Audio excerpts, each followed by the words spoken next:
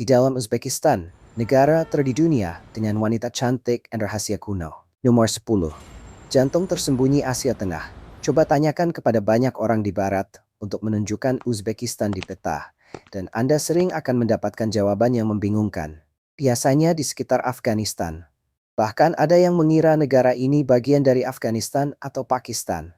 Membayangkan negeri gurun berbahaya yang terjebak di masa lalu. Sebagian lainnya membayangkan orang-orang masih bepergian dengan gerobak keledai dan kuda di jalanan berdebu. Namun, kenyataan Uzbekistan modern benar-benar berbeda. Mobil-mobil bergaya melintas di boulevard yang lebar, kereta cepat menghubungkan kota-kota besar, dan pusat bisnis modern berdiri berdampingan dengan kota kuno yang dihiasi kubah biru bercahaya. Negara ini memiliki luas lebih dari 170.000 mil persegi, kira-kira sebesar California, dan hampir 36 juta penduduk tinggal di sana, menjadikannya negara dengan populasi terbesar di Asia Tengah. Di balik citranya yang tenang, tersembunyi kekuatan ekonomi yang sangat besar. Tambang Muruntau yang terkenal masih menjadi salah satu cadangan emas terbesar di bumi, dipercaya menyimpan lebih dari 2.000 ton emas. Selama puluhan tahun, kapas yang sering disebut sebagai emas putih membentuk ekonomi sekaligus identitas Uzbekistan di sepanjang jalur sutra kuno. Namun arti penting negara ini sebenarnya sudah dimulai berabad-abad sebelum industri modern muncul. Jalur sutra legendaris melintasi langsung kota-kota seperti Samarkand, Bukhara, dan Hifa. Selama lebih dari 2000 tahun, para pedagang membawa sutra, rempah-rempah, budaya, dan gagasan antara timur dan barat melalui jalur-jalur ini. Saat ini, para wisatawan masih dapat berjalan di jalanan yang sama, membawa kamera di tangan, di bawah kubah virus yang bersinar di bawah matahari gurun. Secara geografis, Uzbekistan juga sangat langka, karena menjadi satu dari hanya 2 negara double landlocked di dunia, yang berarti para pelancong harus melewati 2 negara berbeda sebelum mencapai laut. Karena keterasingan inilah, negara tersebut belajar membangun kekuatan dari dalam. Musim panas terasa sangat panas dan kering, sementara musim dingin dapat turun hingga di bawah minus 10 derajat Celcius. Meski begitu, tanah ini tetap menawarkan lembah subur, ladang kapas tanpa akhir, dan sinar matahari selama lebih dari 265 hari setiap tahunnya. Walaupun pengaruh Soviet masih terasa, bahasa Rusia tetap digunakan secara luas, dan banyak pekerja Uzbekistan masih pergi ke Rusia untuk pekerjaan musiman. Tetapi negara ini berubah dengan sangat cepat. Gedung pencakar langit kaca kini menjulang di samping madrasah berusia ratusan tahun yang dipenuhi ubin biru. Wi-Fi mengalir di kedai teh yang dahulu hanya diterangi cahaya lilin, sementara generasi muda berpindah dengan mudah antara bahasa Uzbek, Rusia, dan Inggris. Lalu Anda sendiri, berbicara dalam bahasa apa? Dan Anda menonton dari negara mana hari ini? Tulis di kolom komentar dan mari kita lihat sejauh apa perjalanan melintasi Asia Tengah ini telah mencapai. Nomor 9. Daya tarik rahasia wanita Uzbekistan. Saat para wisatawan pertama kali tiba di Uzbekistan, ada satu hal yang langsung menarik perhatian, yaitu para wanitanya. Kecantikan mereka mencerminkan berabad-abad perpaduan budaya di sepanjang jalur sutra kuno. Di banyak wajah, Anda dapat melihat jejak kehangatan Persia, keturunan Mongol, dan ciri khas Slavia yang anggun di seluruh wilayah ini. Sebagian wanita memiliki kulit keemasan dan mata almond yang dalam, sementara yang lain mempunyai rambut terang dan mata biru yang mengingatkan pada Eropa Timur. Namun, banyak di antara mereka memiliki rasa percaya diri yang tenang, sesuatu yang terasa sangat khas Uzbekistan. Walaupun sekitar 93% penduduk Uzbekistan beragama Islam, negara ini menerapkan sistem hukum sekuler, yang berarti agama tidak mengendalikan hukum pernikahan maupun keluarga. Di jalanan Tashkent, mod modern dan keyakinan tradisional hidup berdampingan dengan nyaman. Meski demikian, banyak orang luar, terutama warga Amerika, sering salah memahami kehidupan di sini. Salah satu mitos yang umum adalah bahwa pria Uzbekistan secara hukum diizinkan memiliki 4 istri. Kenyataannya, poligami adalah tindakan ilegal dan dapat berujung pada hukuman penjara hingga 3 tahun. Sementara pernikahan tidak resmi tidak diakui oleh pemerintah. Walaupun begitu, hubungan plural tidak resmi masih diam-diam ada di beberapa komunitas pedesaan dan sering ditoleransi secara tertutup. Menariknya, masyarakat terkadang menilai wanita yang bercerai atau belum menikah lebih keras dibanding pria yang diam-diam memiliki istri kedua. Detail budaya lain yang tak terlupakan adalah tradisi gigi emas. Bagi generasi yang lebih tua, senyum emas berkilau melambangkan kekayaan, kebanggaan, dan kesuksesan. Walaupun generasi muda perlahan mulai meninggalkan kebiasaan tersebut, banyak wanita yang lebih tua masih memakai gigi emas hampir seperti perhiasan. Jika menurut Anda gigi emas juga terlihat menarik, tuliskan angka 9 di kolom komentar di bawah. Dan meskipun banyak orang asing membayangkannya demikian, tidak semua wanita Uzbekistan bisa melakukan tari perut. Gagasan itu sebagian besar hanyalah stereotip. Tarian tradisional Uzbekistan seperti gaya Khorezm, Fergana, dan Bukhara justru anggun, terkontrol, dan penuh makna simbolis. Gerakan tangan yang sederhana atau langkah yang perlahan dapat melambangkan cinta, kesetiaan, atau pengabdian kepada keluarga.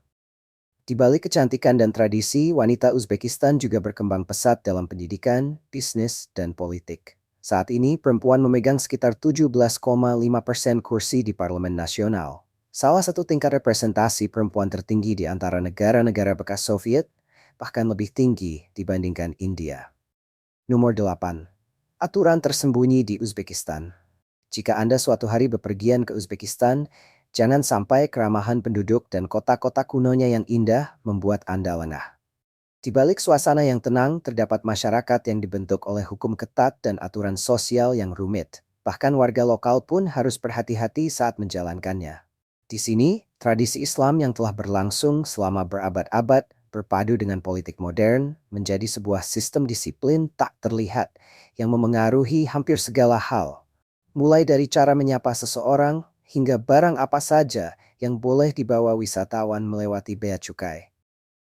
Tidak banyak orang luar yang menyadari bahwa Uzbekistan masih memiliki beberapa hukum pidana paling keras di Asia Tengah. Hubungan sesama jenis antara pria misalnya masih dapat dihukum hingga 3 tahun penjara. Sebuah aturan yang diwariskan sejak era Soviet. Pembahasan publik mengenai isu LGBTQ sangat jarang terjadi. Bagi banyak orang, hal itu bukan hanya dianggap tabu secara sosial, tetapi juga berpotensi berbahaya. Mereka yang mengidentifikasi diri sebagai queer sering menjalani kehidupan yang tersembunyi dan tenang. Sementara laporan tentang pelecehan polisi dan pemerasan terkadang muncul dalam diskusi bawah tanah di internet. Etika sosial di Uzbekistan juga bisa mengejutkan wisatawan asing. Dalam banyak situasi tradisional, pria menghindari berjabat tangan dengan wanita di tempat umum. Sebagai gantinya, salam yang dianggap sopan adalah meletakkan tangan kanan di dada sambil sedikit membungkuk. Mengabaikan kebiasaan ini dapat dianggap tidak sopan atau arogan. Tradisi tersebut mencerminkan gagasan kuno tentang kesopanan dan martabat yang tetap bertahan melewati revolusi politik dan reformasi modern. Pernahkah Anda mengunjungi sebuah negara di mana bahkan jabat tangan bisa menyampaikan pesan yang salah? Namun, aturan di Uzbekistan jauh melampaui hal itu. Perjudian dalam bentuk apapun, mulai dari kasino hingga taruhan daring, sepenuhnya ilegal. Hukum narkotika bahkan lebih ketat lagi. Memiliki narkoba dalam jumlah sangat kecil pun dapat berujung pada hukuman penjara selama bertahun-tahun. Beberapa pelancong menyadari hal ini di bandara setelah petugas memeriksa koper dengan sangat teliti untuk mencari obat yang mengandung kodein, yang dilarang berdasarkan hukum narkotika Uzbekistan. Bahkan sirup obat batuk biasa pun dapat menimbulkan masalah hukum serius. Materi pornografi juga dilarang, dan petugas perbatasan dilaporkan pernah memeriksa ponsel serta laptop untuk mencari konten eksplisit. Dan bagi siapapun yang berpikir untuk melanggar aturan bisnis, Uzbekistan bisa terasa sangat tidak memberi ampun. Menjual produk jauh di bawah harga pasar dapat dianggap sebagai sabotase ekonomi, sebuah warisan pemikiran dari sistem kontrol pasar ala Soviet yang dirancang untuk melawan korupsi pasar gelap. Dalam beberapa situasi, bahkan sikap terlalu murah hati pun bisa terlihat mencurigakan. Namun, di balik semua kekakuan itu, negara ini dipenuhi kontradiksi yang menarik. Meskipun Islam secara tradisional tidak menganjurkan konsumsi alkohol, vodka dan bir tetap umum ditemukan di pesta pernikahan dan berbagai perayaan.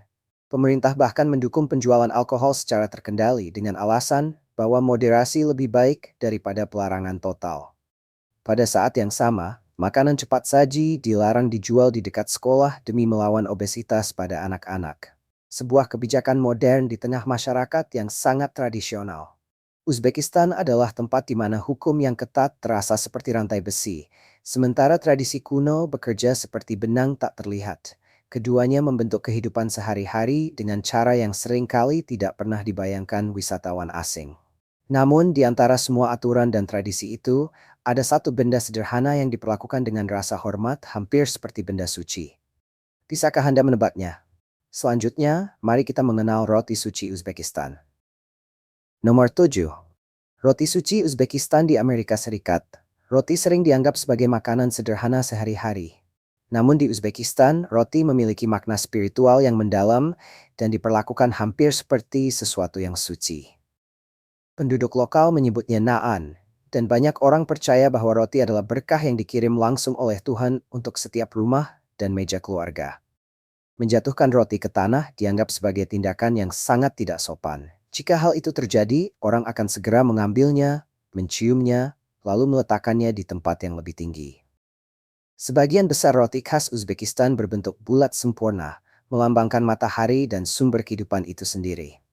Sebelum dipanggang, setiap roti dihias menggunakan pola khusus dengan cap tradisional bernama chekic, dan setiap wilayah memiliki gaya serta desain uniknya sendiri. Para pembuat roti kemudian membungkuk jauh ke dalam oven tandur raksasa yang dipanaskan hingga hampir 400 derajat Celcius, menempelkan adonan ke dinding oven yang membara dengan tangan kosong.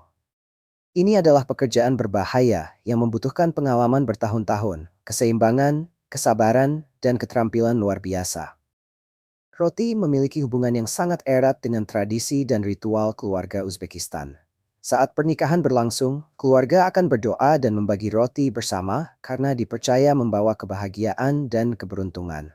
Ketika seorang bayi lahir, sepotong roti ditempatkan di bawah bantal sang anak sebagai simbol berkah dan perlindungan. Sebelum para pemuda berangkat menjalani wajib militer, mereka menggigit satu bagian roti, lalu meninggalkan sisanya di rumah hingga mereka kembali dengan selamat. Keramahan di Uzbekistan hampir selalu dimulai dengan roti. Setiap tamu, bahkan orang asing sekalipun, pertama-tama akan ditawari sepotong roti sebagai simbol perdamaian, persahabatan, dan sambutan hangat. Tradisi itulah yang membuat Tashkent terkadang dijuluki sebagai kota roti. Di Uzbekistan, roti jauh lebih dari sekadar makanan. Roti melambangkan keluarga, rasa hormat, persatuan, tradisi, keramahan, dan keyakinan bahwa tidak seorang pun seharusnya makan sendirian. Nomor 6. Cita rasa Uzbekistan yang tak terlupakan. Begitu menginjakkan kaki di Uzbekistan, Anda akan segera menyadari bahwa negara ini tidak sekadar makan makanan, melainkan merayakannya. Setiap pasar, rumah, dan sudut jalan yang ramai dipenuhi aroma daging panggang, sup yang mendidih perlahan, serta roti segar, membuat seluruh negeri terasa seperti dapur terbuka raksasa yang dipenuhi tradisi, keramahan, budaya, dan aroma tak terlupakan yang menyelimuti para pengunjung kemanapun mereka pergi. Di pusat kuliner Uzbekistan berdiri satu hidangan legendaris bernama plov. Bayangkan wajan besi raksasa di atas api terbuka, dipenuhi nasi keemasan, daging domba lembut, wortel parut, kacang polong, bawang putih, dan rempah harum yang aromanya menyebar hingga beberapa blok jalan. Saat pernikahan dan festival berlangsung, para pria Uzbekistan berkumpul sebelum matahari terbit untuk memasak plov dalam jumlah cukup besar, guna memberi makan seluruh desa dan ratusan tamu sekaligus. Setiap wilayah, bahkan banyak keluarga, menjaga resep mereka sendiri dengan penuh kebanggaan, menambahkan bahan seperti kismis, kacang Arab, siung bawang putih, atau telur puyuh. Di seluruh negeri, konon ada lebih dari 60 versi berbeda dari hidangan ini. Dahulu kala, plov dianggap sebagai makanan kerajaan yang disajikan untuk raja dan prajurit. Menurut legenda, pasukan Alexander the Great diberi versi awal plov setelah pertempuran, karena hidangan ini mampu memulihkan tenaga dan energi dengan cepat. Saat ini, plov disajikan di mana-mana, mulai dari kafe sederhana di pinggir jalan hingga restoran mewah di Tashkent. Tempat satu porsi besar bahkan harganya lebih murah dibanding secangkir kopi di United States.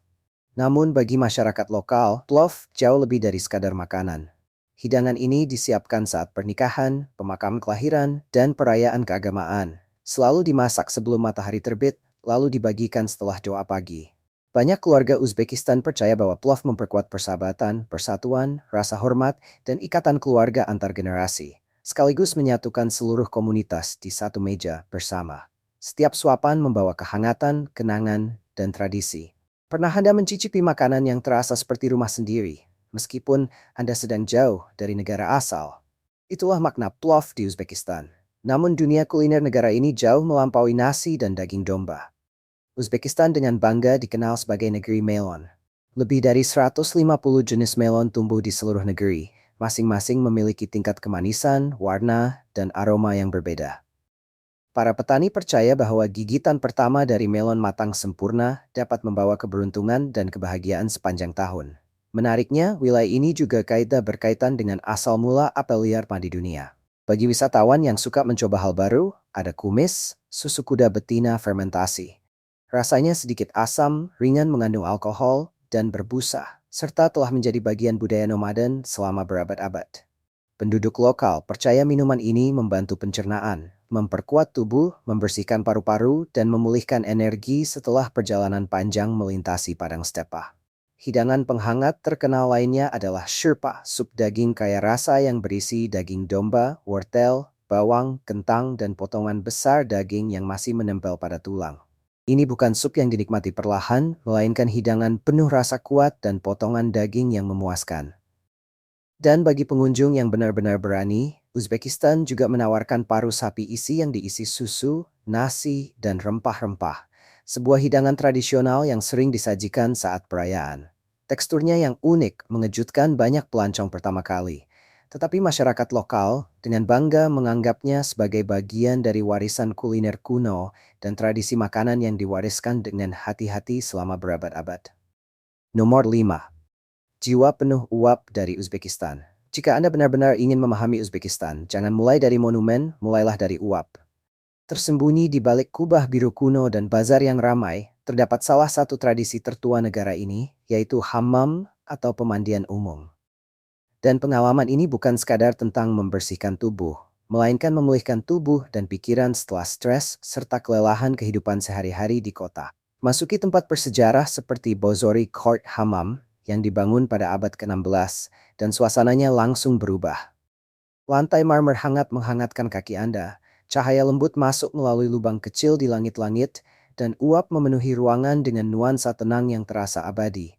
Banyak penduduk lokal mengatakan bahwa Anda tidak keluar dari hammam dalam keadaan bersih, melainkan terlahir kembali secara fisik dan mental setelah berjam-jam relaksasi.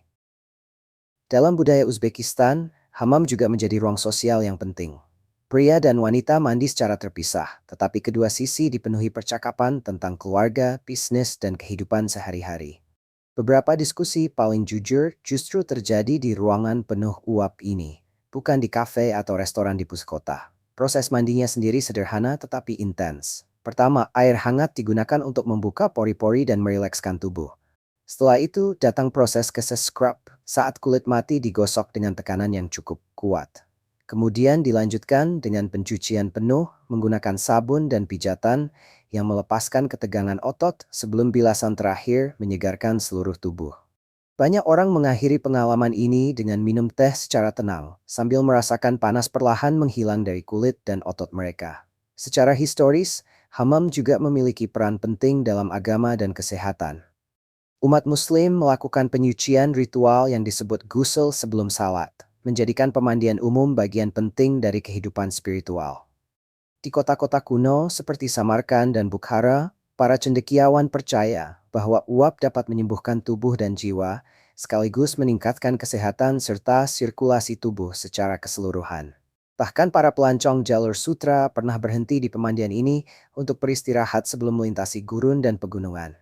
Pada era Soviet, banyak hammam ditutup karena dianggap sebagai tradisi kuno yang sudah usang. Namun saat ini, banyak di antaranya telah dipugar dengan indah menggunakan cahaya hangat, lantai marmer, ubin dekoratif, dan layanan mewah modern yang dirancang bagi penduduk lokal maupun wisatawan asing. Selain hammam tradisional, Uzbekistan juga menawarkan pemandian pasir gurun di dekat wilayah Aral Sea. Para pengunjung dikubur dalam pasir panas alami dengan suhu sekitar 40 hingga 50 derajat Celcius. Banyak orang percaya bahwa pasir kaya mineral tersebut membantu meredakan nyeri sendi, peradangan, ketegangan otot, dan rematik setelah bekerja keras atau melakukan perjalanan panjang.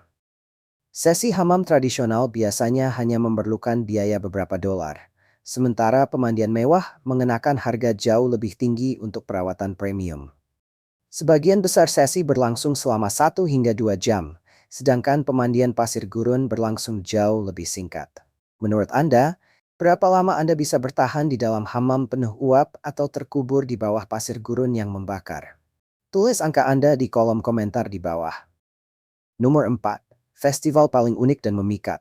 Salah satu perayaan terbesar di Uzbekistan adalah Nowruz, yang diadakan setiap tahun pada tanggal 21 Maret untuk menyambut musim semi dan Tahun Baru Persia. Namun di sini, festival tersebut terasa jauh lebih pribadi dibanding sekadar hari libur biasa. Jalanan dipenuhi bunga, musik, tarian, dan meja-meja panjang yang dipenuhi makanan. Keluarga berkumpul bersama untuk memasak sumalak, puding manis berbahan gandum yang membutuhkan hampir 24 jam untuk disiapkan. Sepanjang malam, para wanita perlahan mengaduk campuran itu sambil menyanyikan lagu-lagu tradisional tentang keberuntungan, pembaruan hidup, dan kebahagiaan. Orang-orang mengunjungi kerabat, saling memaafkan pertengkaran lama, dan melepaskan burung merpati ke langit sebagai simbol perdamaian dan awal yang baru. Penduduk lokal percaya bahwa cara seseorang merayakan Nowruz akan menentukan sisa tahun mereka, sehingga semua orang memastikan perayaan dipenuhi tawa, musik, dan makanan melimpah. Namun, meskipun Nowruz terasa spiritual dan penuh harapan, beberapa festival di Uzbekistan ternyata sangat tidak biasa. Di Lembah Fergana, para petani berkumpul setiap bulan Mei untuk festival melon terkenal, sebuah perayaan meriah yang sepenuhnya didedikasikan untuk buah favorit Uzbekistan. Pasar dipenuhi melon raksasa dengan berbagai bentuk dan warna, sementara para juri membelah melon-melon itu untuk mencari rasa yang paling manis. Para pemenang bisa memperoleh hadiah, pengakuan, dan terkadang bahkan kesempatan mempersembahkan melon mereka kepada pejabat pemerintah.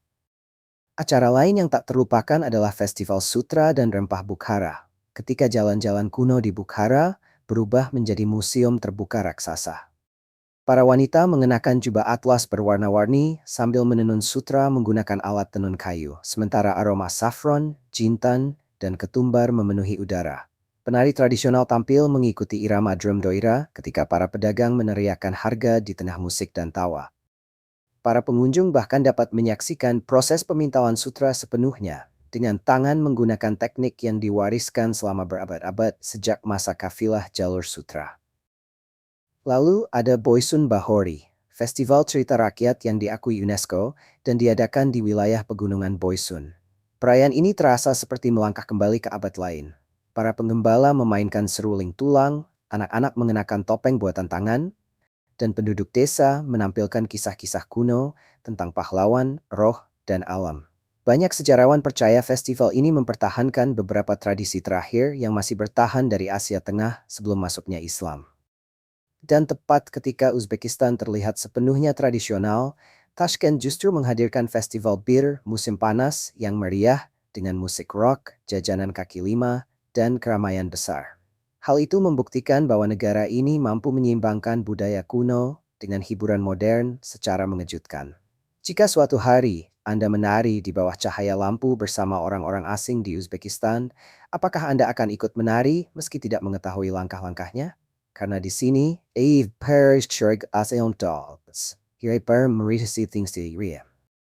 Nomor 3. Metro yang terasa seperti istana.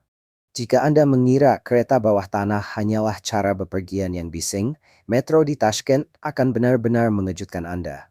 Dibuka pada tahun 1977, metro ini menjadi sistem metro pertama di Asia Tengah, dan hingga kini tetap menjadi salah satu daya tarik tersembunyi paling mengesankan di kota tersebut. Sistem ini memiliki 3 jalur utama yang menghubungkan sekitar 50 stasiun di seluruh kota.